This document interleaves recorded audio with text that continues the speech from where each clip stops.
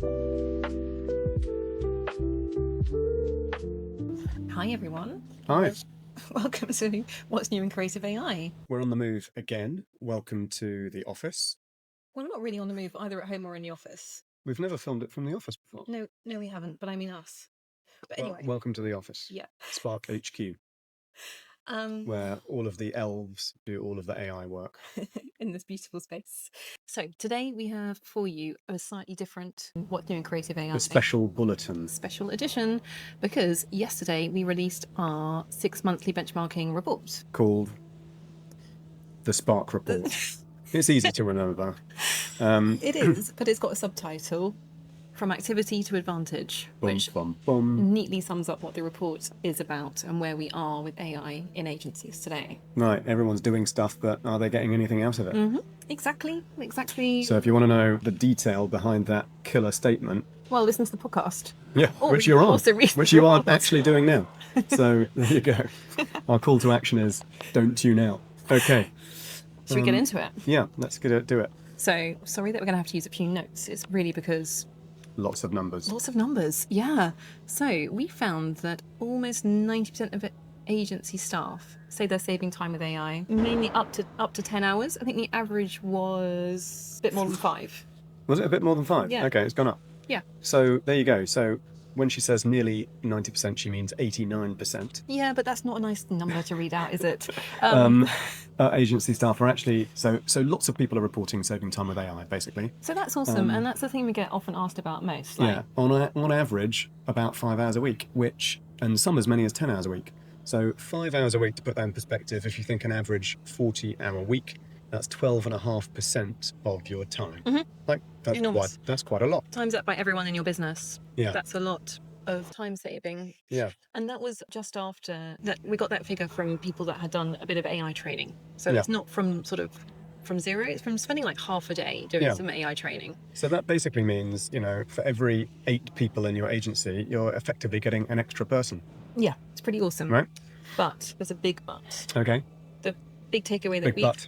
Is that a joke? Well. Okay.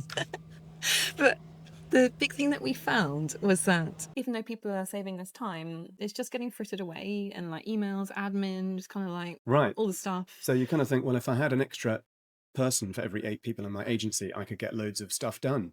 I could take on more clients. I could do more new things. But actually, new stuff for my clients. A lot of that time is just disappearing. And so what we found is that people have realised they are saving time with AI, but we haven't quite twigged yet that we need to deliberately work out how we're going to use that. The organisation is not actually harnessing that efficiency and doing something with it. Exactly. So if you're going to take away one thing from the report, and I'm not saying tune out at this point of the podcast, but my one big takeaway is we're just leaving money on the table here. We just need to really deliberately work out how we're going to use that time as an organisation and then as individuals. Exactly. If people were recording 1/8 of their time on their timesheet every week saying did nothing, you'd be like, what the hell's that? Or just did the same old shit. Basically what's happening. Yeah, and that's the first time we've seen that over. So this is our 4th benchmarking report so far. We started in 2024. So that's right. So we do this every 6 months. We do this every 6 months. This one is like bigger and better than ever.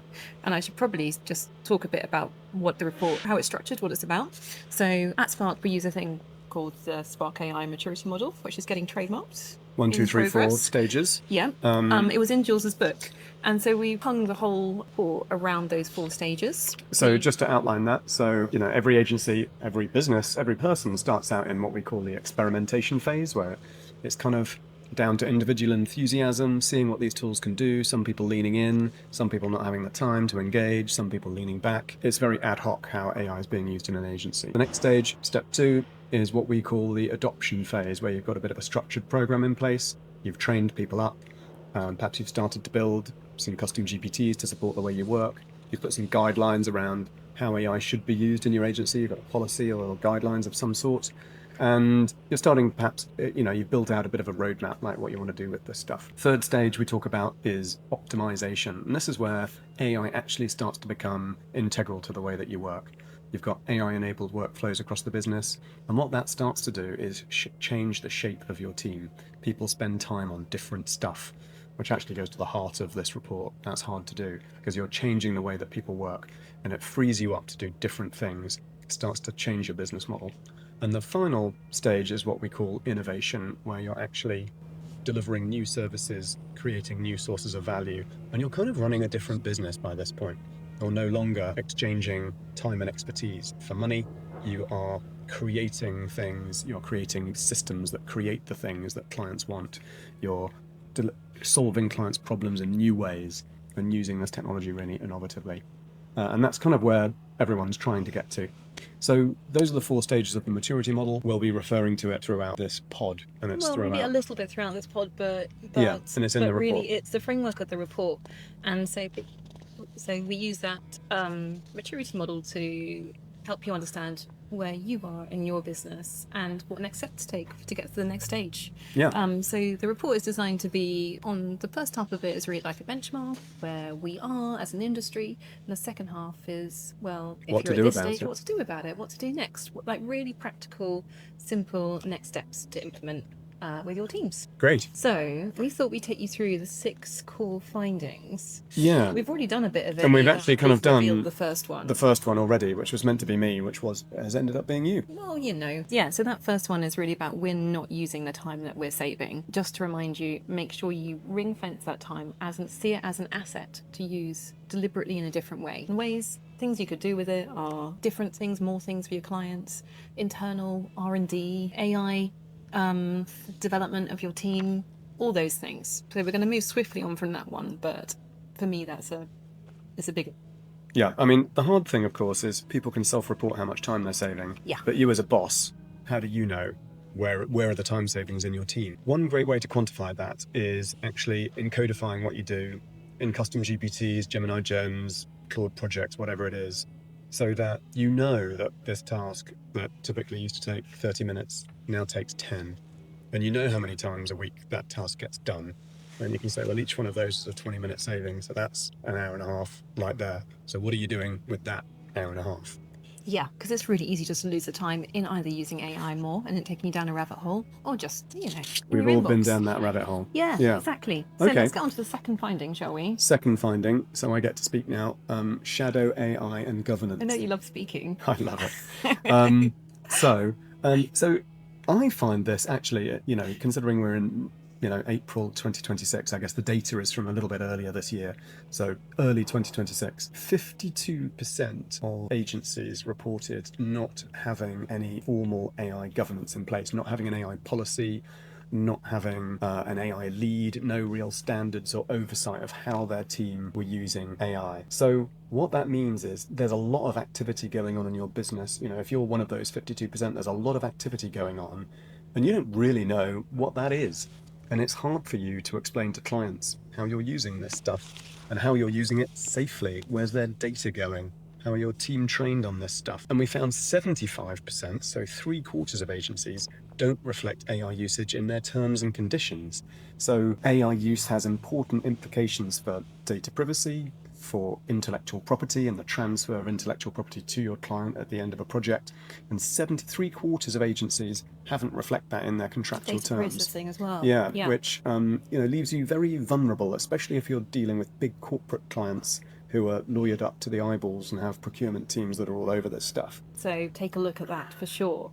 But there is really positive signals on the flip side of that, or alongside it, or perhaps because of it, is that the interest of people in working in agencies around risk management and IP has gone up dramatically this time that we surveyed people compared to the 6 months before. Yeah, so this sounds like the boring stuff, but actually people are starting to realize it's important, and more people are hungry to understand what it means for them and the work that they do and how to talk to their client about it. One of our clients, Omne Agency, found that by developing a thorough AI policy with us, when they had to go through procurement processes with their clients, they work for a lot of big multinational food businesses, that they were able to answer all the questions really straightforwardly because they had all the guidelines in place and they'd trained their team on it.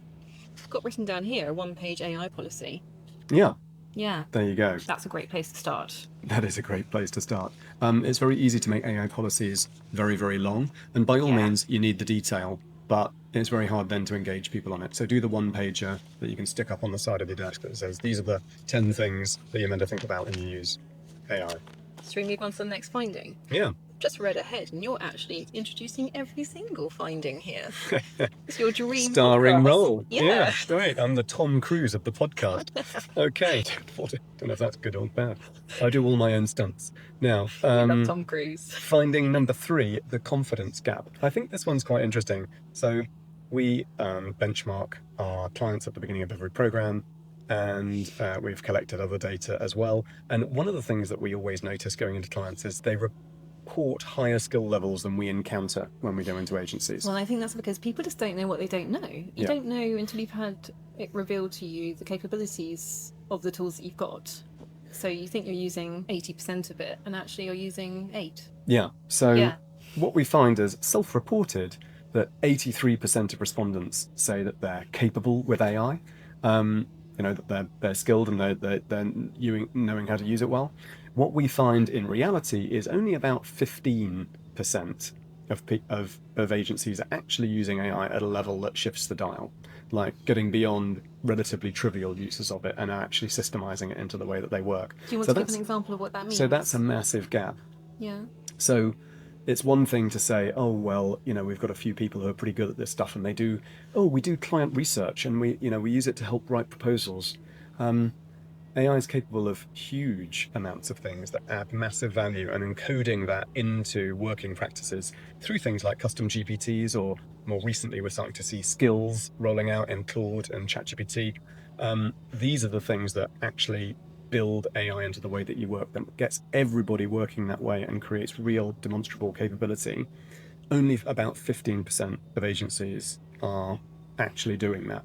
Still really good to do the stuff that you mentioned at the start. Yeah.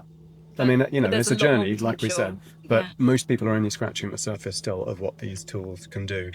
We'll come on to talk later about how we're using some of these tools internally now, but over the last few months, there's been a real step change in what they're capable of, I think. Yeah, massively. And I think something simple that you could do about that is really just activating the sharing of knowledge within the business. Yeah, so we find one of the things we encourage all of our clients to do, and strangely, we often get quite a lot of resistance to it, is we say, like, whenever you have your weekly stand-up, just stick in 5 minutes where somebody gives an example of a great way that they used AI that week, or an assistant that they've built, a gem or a GPT, and what it does and why it's beneficial. Making AI part of the language, sharing successes, showing as a leadership team that you value people innovating with this stuff changes the culture around this stuff, and it's so important, and so few agencies do it. Yeah, and I think if you're a leader listening to this, sharing how you're using AI as well. Yeah. Don't expect your team to use this to build agents if you don't know how to build one yourself. Yeah, be part of the conversation. Yeah, I think AI is different in terms of tools that we use to work with, is that it's not something just the team uses, it's something we all need to get to grips with. Most of the agencies where we've seen them make good, strong progress with this stuff is where very senior people in the business, either the founder or the chief exec or MD, take a personal interest in this stuff. Yeah, absolutely. And then I think that moves us neatly on to the next finding, actually. I know you're meant to introduce it, but I'm going to give it to you. But can I frame it? I'll give it to you. Okay. Yeah. I think what Co-star. Thanks. I think what you can find me in my trailer. Having your hair done. Oof. I walked into that. Okay. What we've reported in the previous 3 Spark reports has been that there's been a divide between agencies, those that are kind of really leading the way and really really integrating AI throughout their processes, creating AI services, really the pioneers, and kind of everyone else. But now this is the first time we started to see it really clearly within one business, within agencies. The kind of the split between people within an agency is more than it's ever been. I think a couple of years ago, we used to see that there'd be 1 or 2 real enthusiasts, and now I think there's a sort of stronger divide in that. Yeah, well, we've got the data here, so I think what we're starting to see is that about 45% of people within an agency, on average, are saying they're using tools daily to help them achieve tasks. Another 40% are saying they kind of dip in and out. They find them helpful sometimes. And we've still got about 15% of people in the same agency barely using these things. Yeah. So we're seeing this big gap between the leaders and the laggards within a single business.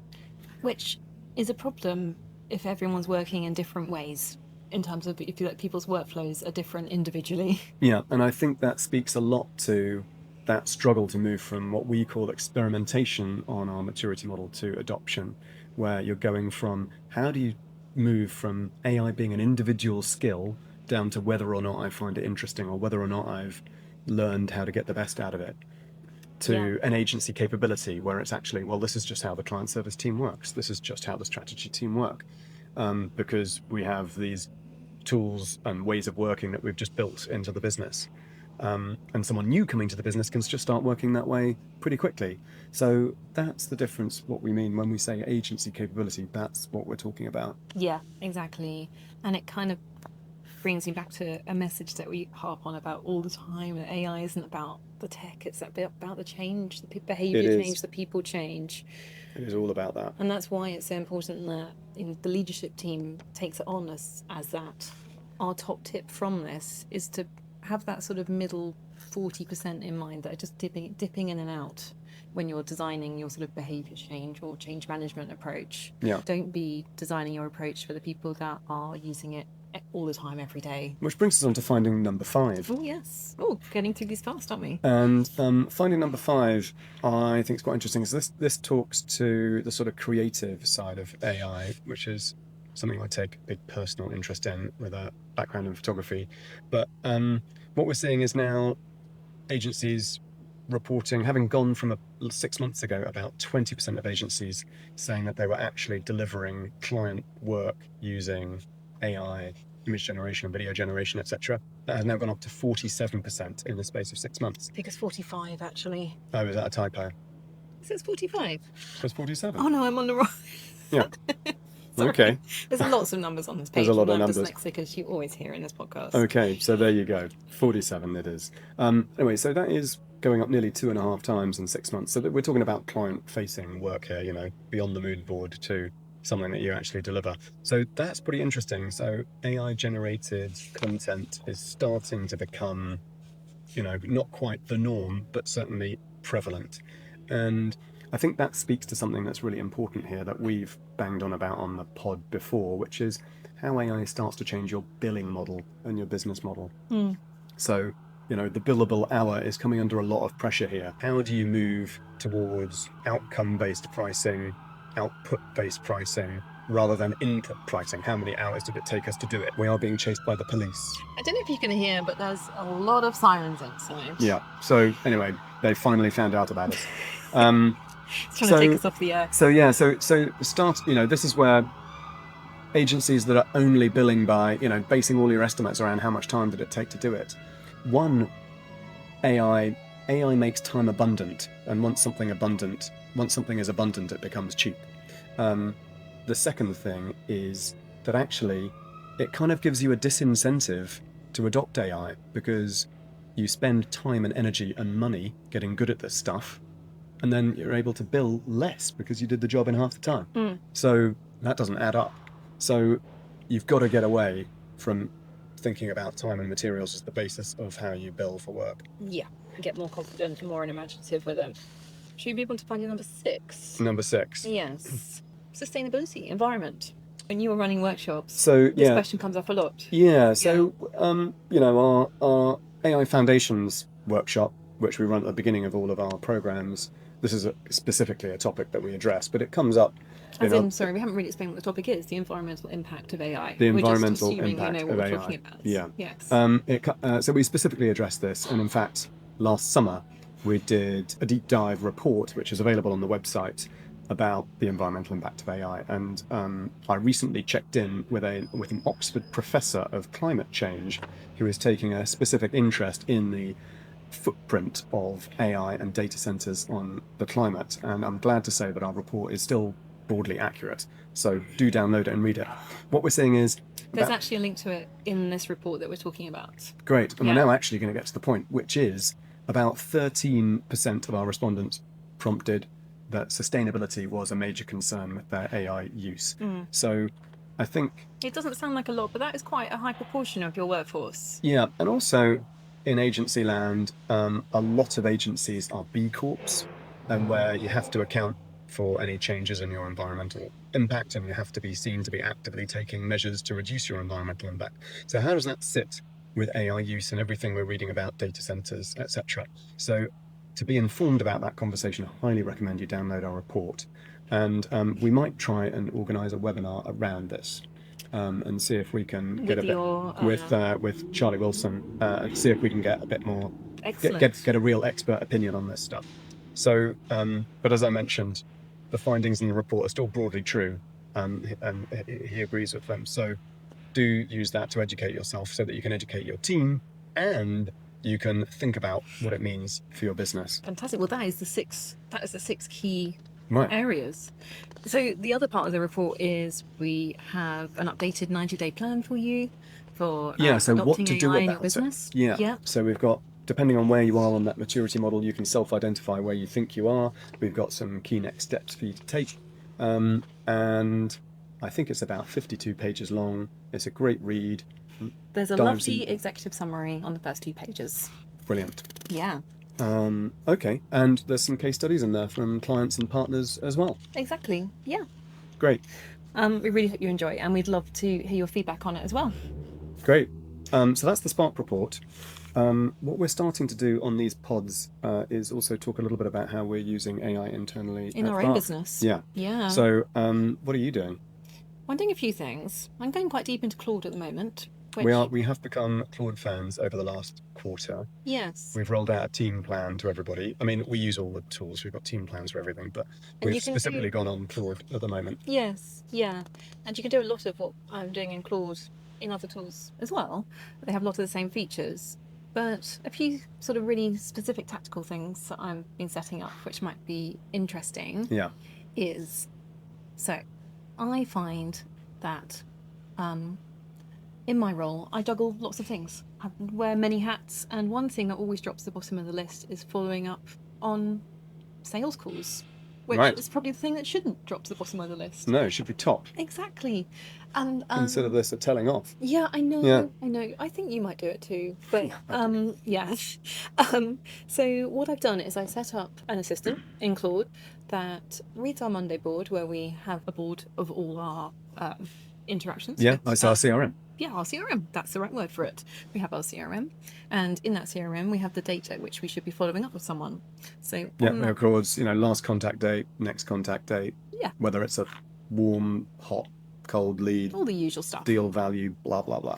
So what Claude does for me is it looks at the date I need to be contacting someone, and it identifies who they are. It goes and finds all my meeting note taker. We use Fireflies, or Fireflies my transcripts with them. It goes through my emails, finds all the email correspondence with them, finds any other useful stuff that's in Monday. It drafts a follow-up email that's a natural follow-up from the last email, and it just pops it into my drafts folder for me. So let's get this right. So it reads the Monday board, finds leads that you should be following up on. Because my name's against them. Yeah, exactly. Yeah. Goes and checks your email, goes and checks Firefly's call transcripts. Mm-hmm. It's got my tone of voice. So it has a contextually aware draft of the email, and it sticks it in your Gmail folder ready to send. In my drafts folder. Yeah. Yeah. I know it's got tons of data on my tone of voice. It's got it really well. And how I've set it up is I like this podcast. We like to be super helpful to people. So I always leave a gap for me to insert something super helpful for that specific person that I might have thought about. It's a brilliant way. Start of 10. It's probably like 95% done if depending on your level of input you want to have. It's amazing. Something I'm using, so I'm more on the I spend a lot of time with clients and helping deliver workshops and working with our coaches to deliver workshops. I am using Claude Cowork at the moment to help speed up tailoring and making better the tailoring of workshops to particular clients. So we ask clients to share with us, all under NDA of course, a little bit about how they work so that we can make our programs as relevant as possible. I get Claude to analyze those files and suggest all of the changes or all of the tweaks that need to be made to our workshops to speak the client's language, to talk to their processes. I get to read through all of those and check that I agree with them. And then this is the interesting bit, which has only really been possible in the last few months, is I then get it to actually make the changes. I'll get it to create a copy of the slides and write all of the changes to the slides that it thinks it needs, leaving the ones the same that don't need to change. And it can actually get the formatting, they're not perfect, but it can get it good enough now that it's quick to tweak for me. That's fantastic. And that's a massive time saver and quality boost. It spots things that I wouldn't.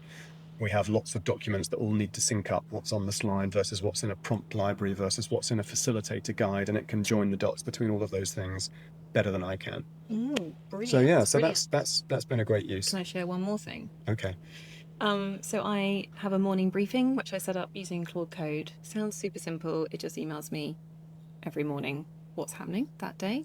But it tells me like what the weather is and stuff like that. What the weather is? Yeah, well, I'm a farmer's daughter. Okay. But more importantly, look out the window. It tells me what meetings I've got on. It tells me what social stuff I've got, or other stuff I've got on. It tells me what I need to be preparing that day for things coming up in the days ahead. So I get it to do to look just 2 weeks ahead. So maybe I'm like on a panel discussion, or I've got a webinar coming up, something I need to get ahead of. It tells me what it thinks my energy levels will be by the end of the day and whether I need a quieter day the next day. Pretty cool. Can't always guarantee that happens, but but the thing that is not the briefing in itself that is so helpful. It also tells me which emails I've forgotten to follow up on as well. That's really good. Which is really good. But I can reply to that email and I can say, I've sort of got different code words for things. If I wanted to prepare, you can reply to the update email. You mean to the report? Reply to the email that comes in each morning and say, prepare, I don't know, for my meeting with Jules, and it will send me a summary of our call transcripts and our Gmail correspondence. We set up something similar. Interestingly, we did this exercise independently. I've also set up a sort of morning briefing. Emma's is beautifully laid out with nice big coloured boxes suggesting different things. And I put it, it's also dark coloured. So when I looked at it in the morning, I got this tip from Ali Miller, because I'm doing a Claude Code course with her at the moment. Yeah. So hers is beautifully formatted and looks like a lovely PowerPoint presentation. And it's not too startling in the morning. Yeah, and only has 10 things on it. And mine is like a 4-page Word document with densely typed, this is all the shit that needs to happen today. There's no way I would read that. Do you read that? And I get it to automatically draft all my follow-up emails, so they're sitting in my draft spot. I do need to tweak them. They're not always right, but they're often a big help. Now, was that through Gemini?